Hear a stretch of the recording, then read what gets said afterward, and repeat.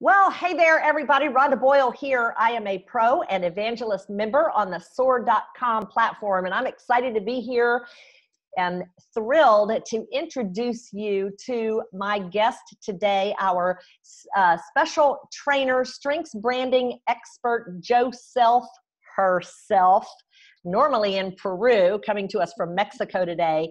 And we are going to be talking about how to build and create a TED Talk, what are the benefits of becoming a TED Talk speaker.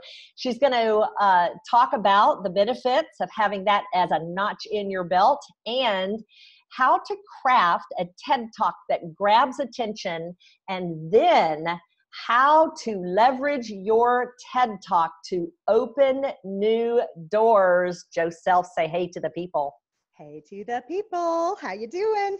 Good, good. I'm very excited to have you present today. And in the chat box, I want to see if there's been anybody else who has a TED Talk on record. And if so, let us know. And in fact, let us know the title of that, because we want to go and tune in. And so excited about that. So, Jo, what you got for us, girl? So I did a little presentation today, but honestly, I do want to make a little conversation out of this and have you guys share your ideas. If you're thinking about doing one, what are you thinking about doing it on? Talk a little bit about conversations. But I'm going to share with you some of the steps that my coach went through with me when she helped me craft my TED Talk. And I know a couple of great people out there. So if you are thinking about this, I've got some great people to recommend for you. But one of the reasons I really wanted to do this is, for those of you who know me, what I do through Strengths Unleashed and the branding work that I do, what I encourage every single person I work with to do is to have a TED Talk in their pocket. And what I mean by that is, even if doing a TED Talk isn't in your radar or you're not thinking about doing it, I believe in high value content that continues to give and give and give in a multitude of ways. And so thinking of that TED Talk, it's a great way to get 20 minutes in your pocket to get you in front of different groups, to talk to different organizations, to pull elevator pitches from, to pull your email funnel from, to create a challenge. It can do so many things for you that you don't have to create lots and lots and lots of content. You can create one really amazing piece and get so much mileage out of it. And so that's what I want you guys to do, is to work smarter, not harder, right? And so that's the idea between this TED Talk in your pocket. So I know she asked if anybody's done a TED Talk. Has anyone done one yet, or are you thinking about doing one? Go ahead and answer in the chat even if you haven't done one, if you're thinking about doing one. Jo, you know what I'd love for you to address today, if you will, is What is even the process? I mean, I think all of us, at least I can speak for myself, I think many of us, let's say it that way, see TED Talks come across our path, or like an invitation to a local TED Talk, and we're like, wow, I didn't know anything about that, and it's too late. So I love what you're talking about, preparing in advance, but I'd love to know a little bit more about how to get that done. So would you like me to answer that now first? Yeah, that'd be great. Okay. So to answer that question, the process about doing it, honestly, I think I got really lucky, because at one point I set, 3 of my dumb goals for 1 year. One goal was, I am going to do a major talk, a TED Talk, speak at the Gallup conference. Something is going to happen, and I'm going to have a proper stage to do a speech on. And then I started looking at the TED page, and and what you want to do is, you're not going to get a TED Talk. You're going to get a TEDx talk. And the TEDx are the independently franchised events that are much easier to get into, are much more local. They have TEDx Women Talks, TEDx University Talks, TEDx Education Talks, TEDx, right? They can be a lot more, a lot easier to get into. Some are invitation only. Some require you to apply. Some require you to be nominated. And the only way you're going to know is if you go out there and look. But what you can do is, you go to the TED.com site, right? And you look up TEDx events, and then you look up the timeline, the geographic area, the subject matter. You can filter it a lot of different ways. and find possible events. And it doesn't have to be local. You can apply to events that aren't local either. I mean, for instance, I did mine in Peru, but I didn't do it in Lima, Peru. The one in Lima, I had to be nominated for. And I sent in and I had 3 people who nominated me. I asked them to nominate me. This is what they require. Would you do that? And they did. I never heard anything back from them. And it's a fairly closed, tight circle. But I wrote to Arequipa and said, hey, I saw you have this coming up in like 3 months. I know it's probably too late, but if you have an opening or for next year, like I'd love to be involved. They're like, actually, we still have a spot open if you want to do it. I'm like, oh, okay. So I did it. Wow. 3 months is a really tight framework to actually try to prepare something like this. I didn't expect it to happen so quick, but that's what happens when you manifest like that, right?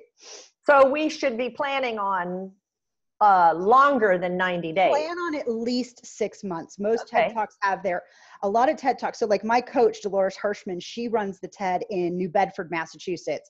And I picked her. I loved her. First, I loved her style. Second, I picked her because she's from Argentina originally. And I had to do my speech in Spanish. So she could actually work with me bilingually and also help me with my speech in Spanish. So that's why she was a really good fit for me. But I think she's a very good fit for other people. I've also recommended some others to her, and she's been very good with them too. And so her process was really nice, and she was good to work with me on a very tight time frame as well. But you want to give yourself at least 6 months, because I know the way she runs it, they generally have their speakers picked at least 6 months out, and then they actually work with their speakers to make sure that everything is in line, that the speeches are coming along, that they're doing everything.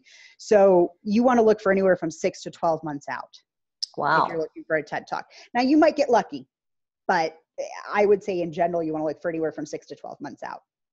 Joni, Hey, the good TEDx question, coach. Joni.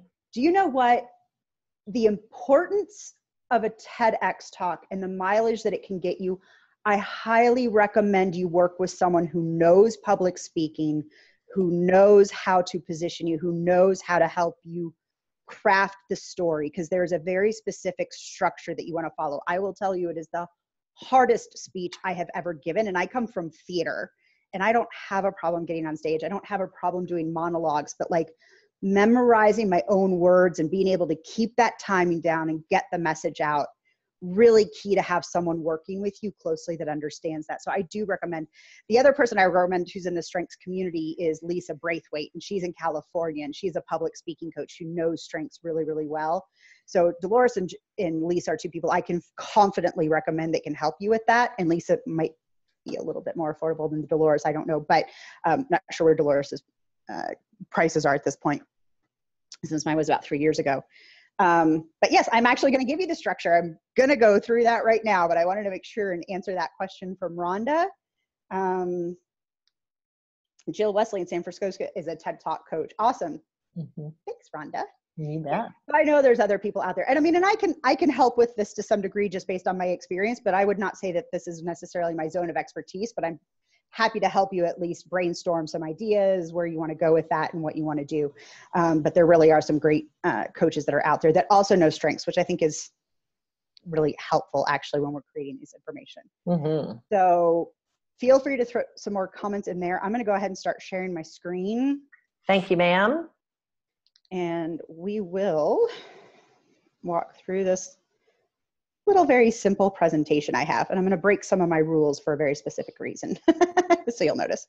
So anyway, having a TED Talk in your pocket. I've explained pretty much why this is important. So when we look at the structure, the first thing you really want to think about is, what does the invitation to go on a journey with you look like? What is your big idea? And especially, what emotion are you going to tap into? Are you going to tap into people's fear? Are you going to tap into people's anger? Are you going to tap into people's love? Are you going to tap into people's empathy? So you want to think about, what are those words? What are the words that are meaningful to you? How do you want to inspire? For my own particular talk, and I'm not going to a lot of what I did, but my own particular talk was hope, excitement, possibility, imagine. And it's that it's not just possible, it's probable. So that was sort of the base of the emotion that I wanted to convey to people. So you really want to think about, what is the journey you want to take people on with you? Where are they starting with you, and where are they going to finish up? Okay, so it's very much a storytelling structure. So the next piece is, what language would you use to present your idea? So as I'm thinking through some of this, what's nice about this is when you start to do this, this becomes an elevator pitch. This becomes a way for you to tell people what you do. This is a great way to ask a question on your website to get people engaged. So like the steps you're working through to do your TED Talk are things that are going to help you in multiple places, not just in this talk, right? Mm-hmm. So what language would you use? So I had 3 sort of ideas. We'll go from shortest to longest. So the first one was, imagine a world where the leaders looked at the world with a positive mindset and created long-lasting, sustainable solutions to current issues. That was one possibility. Now you're talking about language here? This is language. This is the type of language I would do to invite people on that journey with me. How would I use that emotion? How would I introduce that emotion to emotional language you're talking about? Yep, that emotional language. And so the second one I came up with was, there is hope. We have a chance to implement a tool which didn't exist 25 years ago and support our future generations by helping them understand their particular talents and unique contributions that they have for the world. So there is hope, right? Mm-hmm. And this one is obviously a little bit longer. I'll read it though, because it's a little, but imagine knowing your superpowers when you were a kid and being able to apply them your whole life. How would that have changed your path? What would you have done differently? We have a chance to empower our youth today. And when they reach that midlife crisis point, they no longer wonder how they got there, but look to the future with excitement and ask what's next. So these were all ways for me. So Lisa, you are using language that connects the emotions that you want to convey. Absolutely. You are. So if it were, if it was anger, it might look like, how frustrated are you that you can't do, that you can't do X, Y, Z, right? So where is the power in your message? What do you need to tap into to connect your message to your audience and pull them in? The third, I see chat popping open. I know you'll pop up, Rhonda. Let me know. Yeah. That's me. Yep. I'm taking notes. That's fine. Input right here. And so the third thing is, why you? Why are you uniquely positioned to talk about this? And so for me, it was about my son. It was about imagining the future that he could have. It was about the fact that I had a cancer scare and I wasn't totally fulfilled with where I was. And I realized I wanted to be somewhere different. And so I truly see a vision for the future that is absolutely not just possible. It is probable if we are willing to just implement and make a few simple changes. So that was where my position of expertise was. It's not about being an expert per se, but it's about connecting you to that purpose with passion. Then the next one is, which data, stories, research, results would you use to illustrate your idea? So you make it more tangible and relevant, right? So I use Rhode Island. I love Rhode Island. I'm a fangirl of Rhode Island. I love that they're trying to become a strengths-based state. And the fact that they have statistics showing that one simple change of strengths has made extraordinary improvements in a short amount of time proves that what I see is a possibility and a probability. I also use the speed reading story, which some coaches like to use now and some coaches don't, but I love that it shows a tangible result for why we would use strengths as well. So it's thinking through those things that illustrate what you really want to convey. Okay. And then you come back to it. Bring them back to the new idea. Remind them of why you are on the stage talking about this. For me, I brought it back to talking about the future of our youth and how I believe that implementing strengths can reduce bullying, could reduce suicide rates, could allow us to create leaders who look at problem solving in a very different way. And right, so you're just sort of coming back and bringing them back in and sharing that idea one more time, reinforcing it.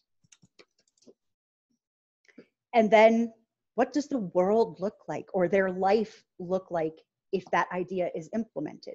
So whatever change it is you're talking about, whatever idea it is you're talking about, what is the outcome? What is your vision? What do you see as the possibility? Right? And that's where I bring a lot of that up again, as well as, you know, imagine a future where we do things this way, where people are valued this way, where we see things in that way.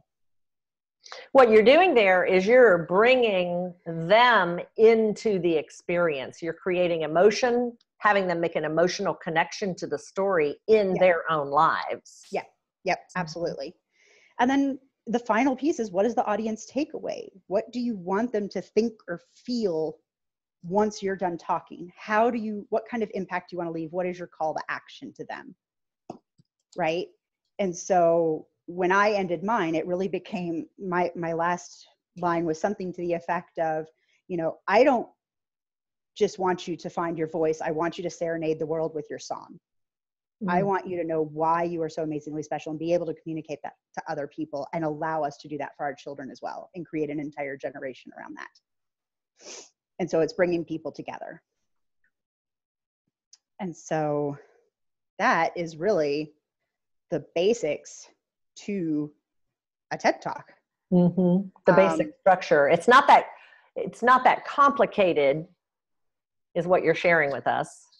Right. And so, like, one of the things when I was just brainstorming through it, it's not what I ended with 100%, but like, and I had one more slide, but that's okay. It was just, I believe we are at a tipping point, and that tipping point is going forward towards a better future. In spite of the news, in spite of the darkness we see, in spite of the trouble we see with our youth, I see light, and I see it in our youth. I see a new willingness to be problem solvers and not just part of the status quo.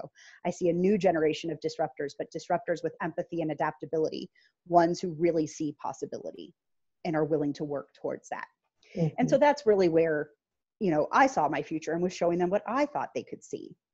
And so that's the structure. That's what you need to follow in order to just start brainstorming the structure and craft that speech that you want to do. And even though we may choose to go with a local TEDx group, we still want to have these things answered and the basics of our speech already in progress, even though they're going to help us with it. Right. Yeah. And not every TED Talk, I mean, the people I worked with TED didn't help me at all with mine. So, I mean, I really needed my coach because they weren't involved at all. But every independent event is run differently. Some are only for youth. Some are only for women to speak. Some are, you know, so you have to look. And the other thing is they're all going to have a theme, right? So you want to make sure that your speech is actually going to tie into whatever their theme is that year, whatever the big idea is that they're talking about. So not every TED Talk is necessarily going to be the one for you. There's a lot of factors to consider.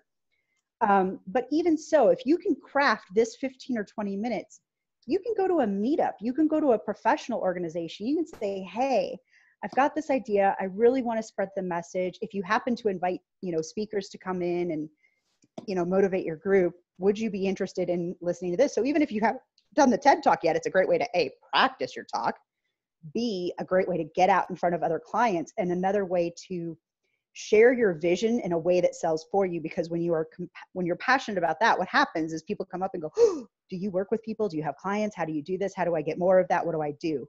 Right. Yeah. And so it's a natural attraction magnet for you to start connecting to ideal clients.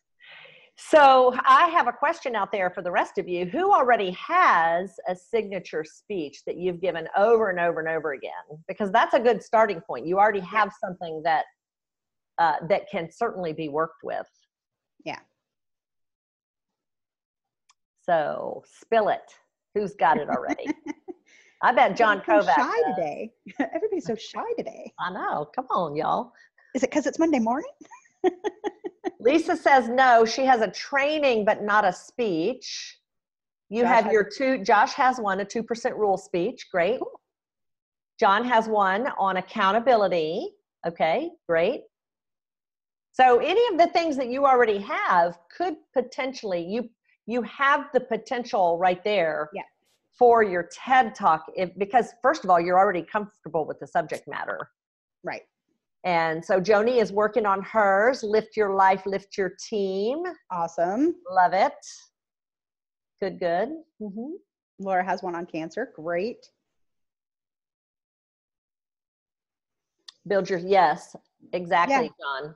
And that's all we're trying to get you to do is if you don't have that signature speech, this is a way to create one. And again, whether the TED Talk is your desired outcome or not, there are so many other ways to use this because you really get little mini stories inside that TED Talk. So inside that 15 to 20 minute speech, which most TED Talks are supposed to be limited to 18. So if you think 18 minutes, but you've got, you know, you've got that emotional tie-in story that brings people into why you did it. You've got your data piece of the story. And so you've got a lot of ways to parcel out that information. 6 steps for daily living, master. Awesome.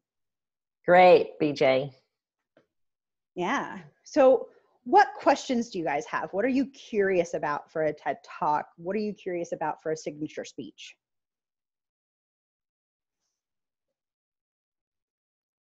Because I took my speech, what I did with my videos, I post my video from time to time because marketing is about repetition. It's not about doing it once. Now I'm getting really involved in conscious capitalism and I'm wanting to get involved in it here in Mexico. So now I got the idea from Kate Pintor, who works with conscious capitalism in California. And she said, no, repost your TED Talk on Instagram, use these 4 hashtags for conscious capitalism. People are going to find you. They're going to see it, right? And now there's more people who can see that. Do you need to spend a lot of money to qualify for a TED Talk? No. No. In They fact, don't charge you, do they? They don't charge you to be in a TED Talk. You may need to pay for travel. Some of them do help with travel. It really depends on the level and length of time that the talk has been around. They generally get your hotel. Like when I did this, my hotel was sponsored. I had some food sponsored. I did have to pay my way to Arequipa, but that wasn't super expensive. It was a smaller budget TED Talk, let's say, but they had sponsors for a lot of things and we had our swag bags. But no, you should never have to pay to be in a TED Talk. In fact, they probably won't pay you, but they should cover your expenses or at least a good portion of them. Nice. So Lisa says she's not seeing how to ask to be a speaker. She's on TEDx in Colorado. So that happens when they don't take applications. So this is where it can be a little laborious. This is where having a TEDx coach, so like having someone like Dolores who runs a TEDx can recommend other TEDx opportunities to me, knows other formats and people. And so when you have someone that is already integrated into the community, you have a much better opportunity of finding those. And just because you do one, just because I did this in Spanish and Arequipa doesn't mean I can't do it again. I could do it in Mexico City. I could do it in Guadalajara. I could do it in Chile, right? So like once you have it, it's something that you can branch out because again, these TEDx talks are pretty small and independent, right? So it gives you, and you can always tweak it for other ones, right? For other avenues. But then I also wrote my speech out as a transcript. So now it's out there as an article with my video as a link in there. But now I've got it in an article and I've got it transcribed in English so that English speakers can appreciate it. And I've got it in Spanish, right? So there's lots of different ways to really market and use that information. Because you could, I mean, I published it on LinkedIn as an article. Okay. Not just a video. So we can use it for, it becomes street cred really for us. I mean, y'all, seriously, when you have done a TED Talk, people, their eyeballs open up wider. Yeah. Yeah. Because it says, oh, they can speak in public. They were accepted. They've got a great idea. They've got something that they know about. You know, and if it's not a TED Talk, like a lot of people that are in this area, like Ryan Hammond, and I'm pretty sure Ken Barr did the same conference just in Michigan, which is the Disrupt HR, the Disruptor, but the Disrupt HR, they've done it and it's a similar format, TED Talk type thing. So it doesn't even have to be a TED Talk. It can just be a similar style format that the same thing would apply to. Gotcha. Okay, so we've given our TED Talk. We've done all of this work, 6 months at least. Is that it? Well, practice, practice, practice, practice, practice. And I will tell you, full transparency, I was shaking like a leaf the whole time I was doing it. I don't look like it in my video, but I tell you on the inside, that's what I felt like. And I wanted to throw up when I was done. Like it was the most nerve-wracking speech I've ever given in my life because, And it's not so much that you have to memorize your words, but you do have to really memorize key things. Now you'll notice that some TED Talks out there have little prompters and they help you. Mine did not. Mine did not. A lot of them do, but mine did not. And so, the attendance at a TEDx talk, goodness gracious, that could be, to be honest, it could be anywhere from 100 people to a couple thousand people. It just totally depends on the venue and how that is marketed. In my case, there were, I think it was about 350 people. How many people were also speaking that night? It wasn't just about you. No, we were, I think we were like 11 speakers. So there was a morning batch of speakers, then a break for lunch, and then another batch of speakers for the afternoon. And they do go one right after another. Like there were no other breakout sessions or anything. It was just the speeches. And it was incredibly varied. I mean, we had one kid who talked about the NASA project he's working on outside of Arequipa, because outside in Peru, there's a Mars landing project. And so they test suits and techniques and everything for potentially landing on Mars outside of Arequipa, Peru. So there's a lot of Peruvians involved in that project. There was somebody else who's a Peruvian fashion designer in New York and talked about, culture and influence and everything in design and fashion, and very, very wide variety of topics were in ours. I kept in touch with a couple of the speakers, but not as much as I would have liked to. I think in general, if you're building a better community that is more structured and you do have those, like I know with Dolores, when she's doing it, she has the speakers, all of the speakers together on a call, like every couple of weeks or every 3 weeks, so that you're checking in. How's your speech going? Do you need help with anything? Blah, blah, blah. So I think it would really depend. Yeah, my woo would love that too, Josh. So it really just depends. It really just depends. I could go into a lot of reasons. We know you're going to do that, Josh. You go right ahead. So, yeah, it really depends on the organizer. I mean, they're independent events, so it's hard to say until you actually get accepted and approved into it to find out what their process is. Sure. So after we've given our speech, though, where do we go? Show us, we want to hear some of the ways that we can actually use it and leverage it after it's done. You mentioned a couple of them, posting it periodically. Well, you do want to post it periodically. You do want to post it out as an article. It's a great thing to leave as a tag in your signature if you want people to get to know you. So in your, emails that you're sending to people or letters that you're sending to people for pitches or whatever, having that in there is a great, just way for them to see you speak. Great way for them to see what you're like, your personality, what you stand for. People did come up to me after it and wanted to know how to work with me. There were a couple of interviews. If you're going to do it, it doesn't hurt to do a little PR for yourself and maybe get on the local news channel, maybe get on a local radio program and use that as a way to promote yourself. And I know that's hard for a lot of people, and you don't have to be the one who does the promoting. You can find someone who does PR, and you can probably find someone who does it fairly inexpensively. Just call me. Just send a press release, just to send a press release out and where to send it. Just get a good press release and send it out so that people do it, because then you're getting that message out more and more. Right. And then, like I said, it's the same speech that you can use over for very different things. And depending on what your talk is about, you put the call to action in there and people come see you, and it's not a sales pitch. The call to action is not a sales pitch. The call to action is for them to do something in their own community.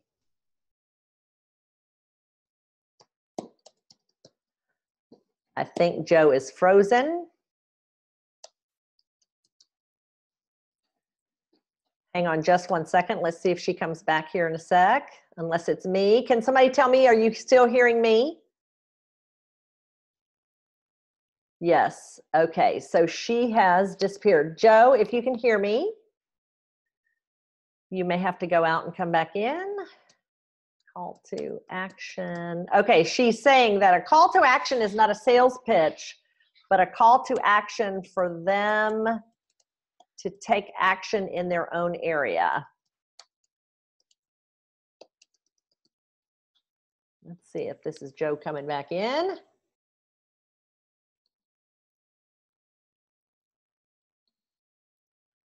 Let's see. Let me see if I need to manage her somewhere. She has disappeared. Okay, she's fallen off the call. She's going to be back in a minute, I hope.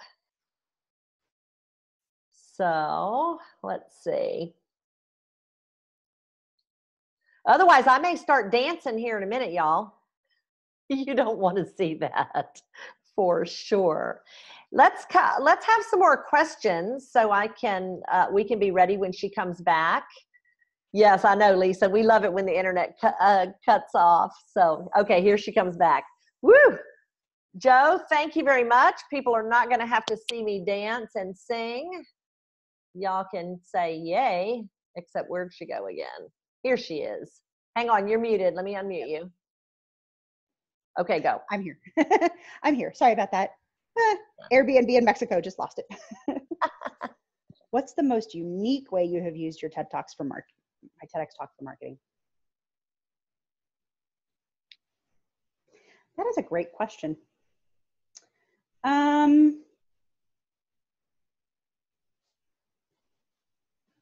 You know, pieces of it have worked their way into my presentations. I tell the Leadership Rhode Island story in a lot of different things. I tell the story of how I got into coaching and some different things. I really, like I said, it all becomes so many mini stories that you can pull little thoughts out, put it on Instagram.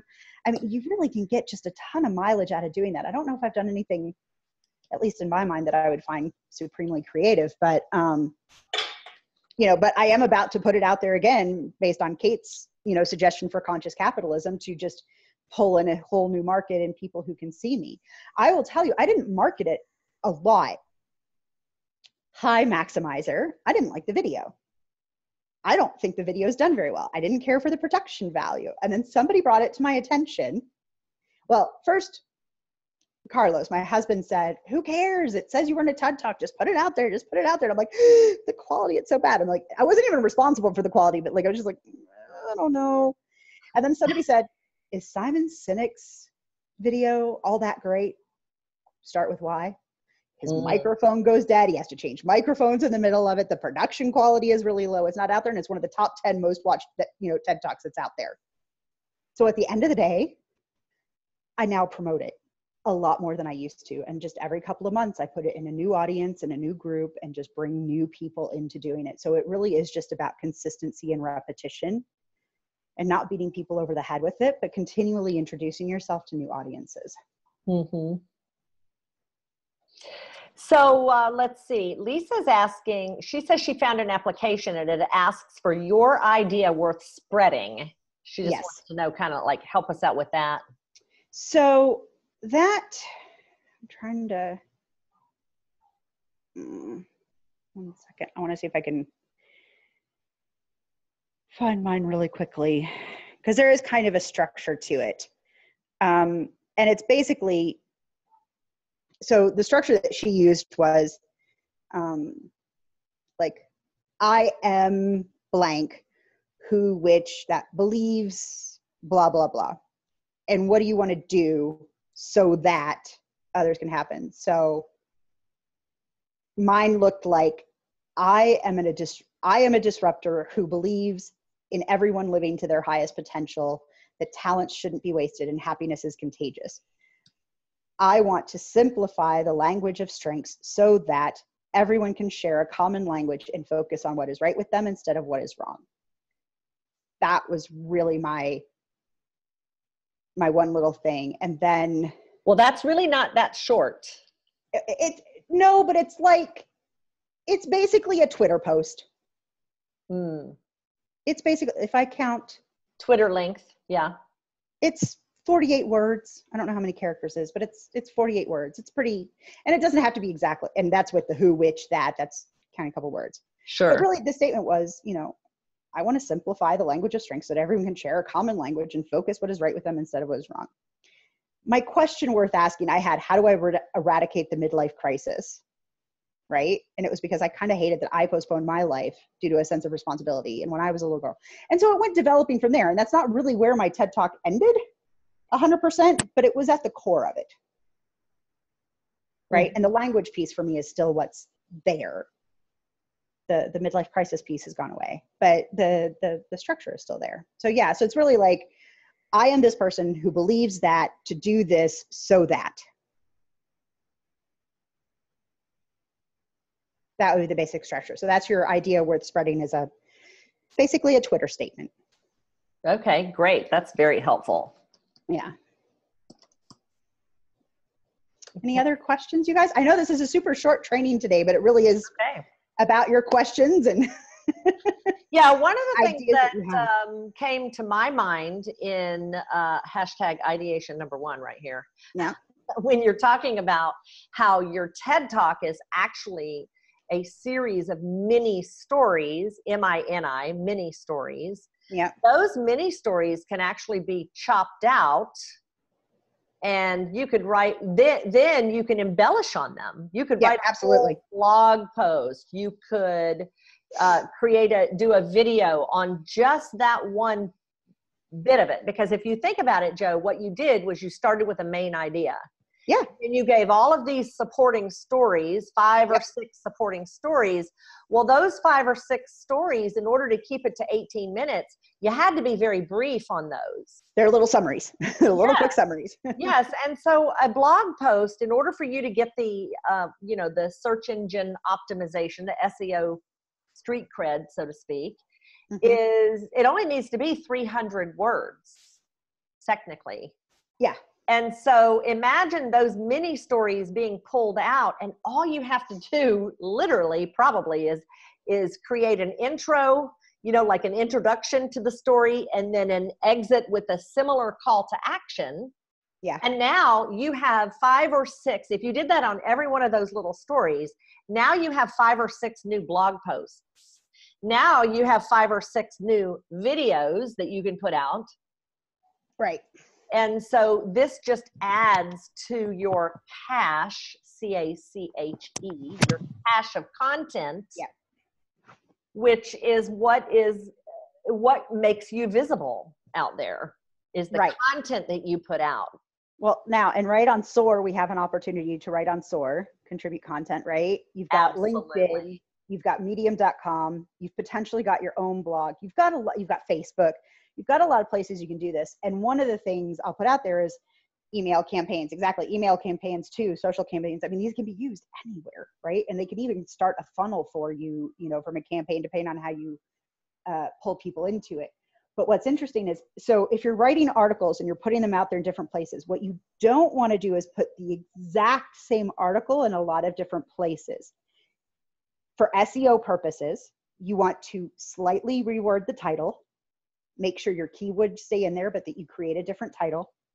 You want to make sure that your intro statement has the same keywords, but again, introduces the article maybe slightly differently, rearranges some of the words around.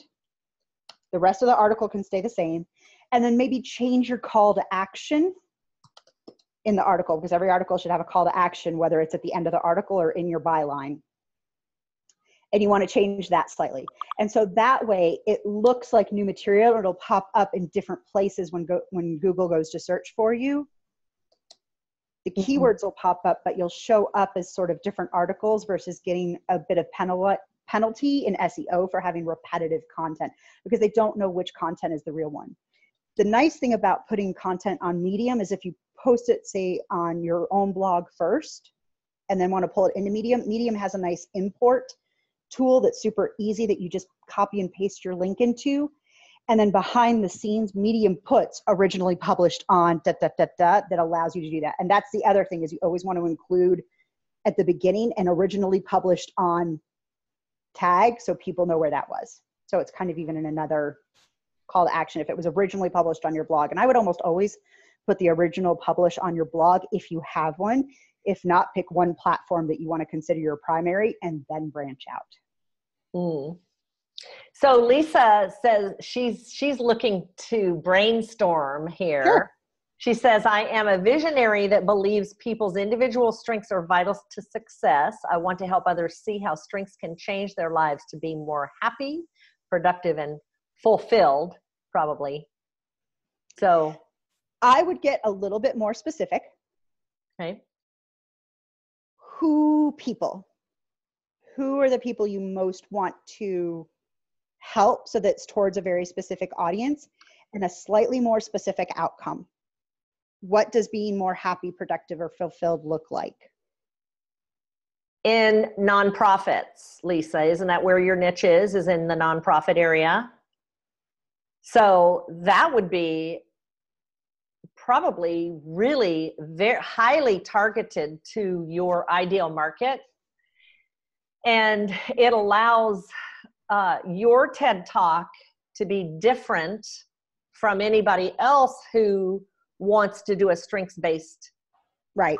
Because come on, you know, I mean, we all are in the same industry. We're strengths-based coaching, whether, and I don't mean strengths finder, I mean, whatever, you know, Right. your tool of choice is. We're all helping people to be more, do more, have more. And having it niched like that towards a nonprofit makes so much sense, so that you can use it like at the bottom of, like she said, at the bottom of your email. You want to hyperlink that, so that if people are really looking at you, they're clicking over and they're seeing your TED Talk and they're like, wow, this lady knows what she's doing around nonprofits. That would be the way to leverage that, I think. So I want to help nonprofit teams learn how to something, you know. Right. And you can even go from, you know, a major challenge that is faced, and how does strengths solve that challenge or solve that problem, right? So this is what we want to do in our own branding, but this is what we want to do in our messaging as well, because when you're that specific, then people know who you are and what you stand for. And this is where I'm going to bring in my singing reference again, right? We're all singing about strengths, but we've all got a different tune, even if our message is the same. So we've got to figure out where our voice is going to be the strongest, where we're going to make our mark. So it doesn't matter if we've all heard, you know, I don't know. Think of a song. I can't think of a song right this second. Blue Suede Shoes by Elvis Presley. We've heard sung maybe 100 different ways. Mm-hmm. Some more rock, some more blues, I mean, there's a ballad version of Girls Just Want to Have Fun. When you sing Girls Just Want to Have Fun as a ballad, like, the meaning of the words takes on an entirely different, you know, context. Mm-hmm. So it's being able to share a message that we all believe in so highly, but showing the millions of ways it can truly be applied and who it can affect and improve. Okay, so Lisa's calling out for another guinea pig. Come on, y'all. You guys have Jo Self herself right here on the line. She is a strengths branding expert. So you definitely want to take advantage of the situation right now. Yeah, Jo, I agree that this is, you know, being able to niche that message, because, and if you use the language that is your language, that comes from your talents and the way you see the world, it's got to be different from anybody else's. Right. Right. Right. So there's no way to duplicate in that case, because you're using something. And you know what else? It allows you to speak with an authentic voice. Absolutely. And this makes your energy different, and it makes you more believable to the people who are there, because they're hearing your voice. And so it's okay that we're all speaking about strengths or talent development or being the very best you, you know, all of those kinds of things. It just will change things if you really understand the language that you, and the words you need to be using. Yep. So. Yep. Absolutely. And that's why you're a strengths branding expert, ma'am. Well, and that's what I try to work everybody towards, because I tell you, it's not about finding your voice.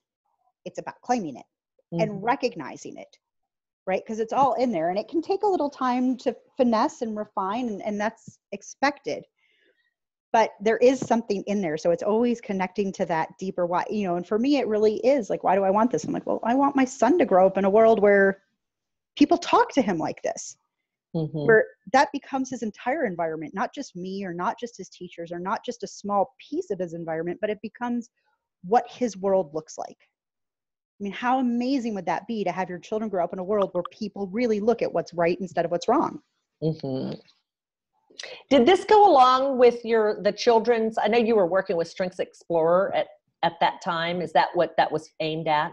Well, it's aimed at still what my heart passion is. And my heart passion is still raise a strengths-based generation. Yes. How I do that now is different, but that drive and that motivation has not changed.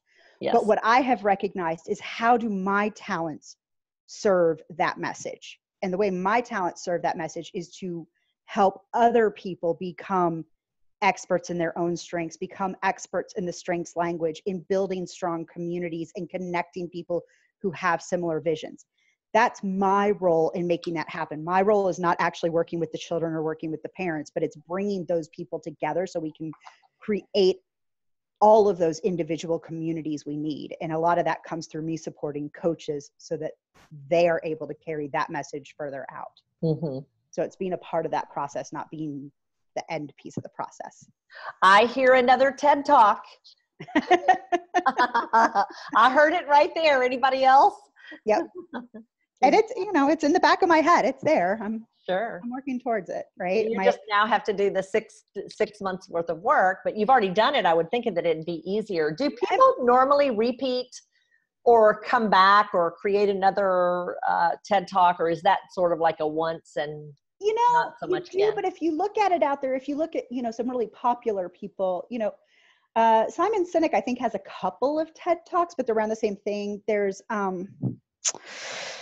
oh my gosh, from the actual TED Talk platform, which, like I said, once you're famous, TED Talk is really the invitation, and you'd have to do a couple of different TEDx's in order to get to a TED stage. And that was something Dolores told me, is like, if I wanted to do that, there's a TEDx in Argentina that is a feeder for the TED Talk stage, right? So you have to find the TEDx's that are also feeders, which is another reason working with an experienced TEDx coach or TED coach is very beneficial, because they become a conduit for you to find the right places if you have bigger aspirations. Like a funnel. Yeah. Brene Brown has more than one. Brene Brown has more than one. Simon Sinek has more than one. There's an educator from India whose name is totally escaping me, but he was the one who, I think his first talk was about the granny classroom, the granny classroom. And he's the guy who put a computer in the wall of the streets of India and let kids just teach themselves, and then created these granny classrooms with virtual, where women in the UK were overseeing the students who were teaching themselves in classrooms in India. But he's done 2 or 3 versions of that speech at different levels of the TED process. Another thing that you can do too is go look at, just go search TED on the topic that you want, and you'll see the variety of different speeches and the ways that others have actually presented similar material. Yeah. And so become familiar with people who've already been there before, so that your message is going to be different anyway, because it's coming from you. But that will give you also some ideas on, following the structure that you're talking about, Joe. And that would be a challenge for you too, is to take the structure that Joe gave us today, the different 5 or 6 points that you had on, actually creating the TED Talk, and go listen to a few TED Talks and see if you can pick those out, because I think that that's going to help you in creating your TED Talk. That would be another opportunity. Yeah. Hey, Josh, ideation number 1 right here. Yeah, you guys, if you have other questions, be sure to get them answered here. Yeah. And if you're feeling shy and you don't quite want to do it, that's okay too. You can reach out to Rhonda or myself individually. Happy to answer questions offline too. Absolutely. So in fact, Joe, let's give everybody the way that they can reach you. So I'll put it in here in the chat. Yep. There you go. So if you have any questions or you want to reach out to Joe, be sure to do that. Send her a note And I know her, we've worked together well and for a long time, Joe. I'm so grateful that you are so open to sharing. And if you want to reach out to me, you can find me on soar.com/Rhonda Boyle. And if you're not part of SOAR, I sure would love to talk to you about it and show you the benefits. And you can find me by following that link right there. It's at soar.rhondaboyle.com. And schedule a call with me because I'd love to show you behind the scenes, give you a sneak peek. And with that, I think we are done. If you guys don't have any other questions, Joe, thank you so much for being here. I'm very grateful. You're very welcome. My pleasure, as always. Yes, and we're off to plan the next event. So you guys stay tuned. One more thing, that if you're looking for other events, particularly in your local area, if you will go to events.soar.com, I think you have to put the HTTPS or something if it doesn't work right there. But be sure to go there because you can look for events in your local area. There may or may not be some.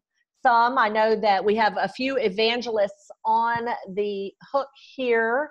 Let me see. Lisa Rice is in Colorado Springs, and Josh is in Salt Lake City area. So be sure to be on the lookout for local events and for the online community, which is what I happen to run. So anyway, so happy to serve you. Reach out, let us know how we can help you, and reach out to me and let me know what other kind of training you're looking for, topics you're interested in. We've got a lot of exciting things on the board here that I'm just crossing them off as people tell me. So anyway, with that, we will let you go. The recording will be out within 48 hours. And so I thank you for joining me. This is Rhonda Boyle. We'll see you guys soon. Thanks, everybody.